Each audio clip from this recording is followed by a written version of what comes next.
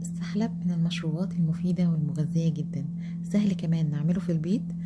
مكوناته مفيش أسهل من كده، وطعمه بيكون لذيذ جدا.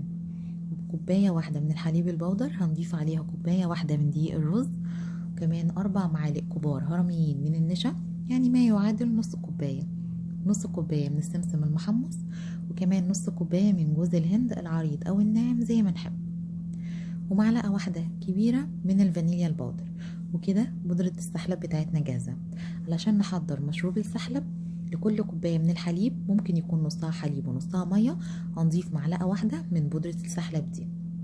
أنا هنا ضفت معلقة واحدة كبيرة مليانة، بس كان المشروب تقيل شوية، فممكن تقللوا المعلقة شوية، ما تملوهاش زيادة لو حابين ان مشروب السحلب يكون اخف من كده. وهنا ما بضيفش السكر في بودرة السحلب، بفضل ان هو يكون اختياري. وهقلب وارفعه على النار مع التقليب المستمر لحد لما يبتدي يغلي. لازم نتأكد ان هو غلي كويس علشان النشا اللي فيه يكون مستوي. كده خلاص بقى جاهز معانا، وهبتدي اقدمه. نقدر نضيف الاضافات اللي احنا حابينها، مكسرات، فول سوداني، اي نوع مكسرات عندنا، وكمان زبيب.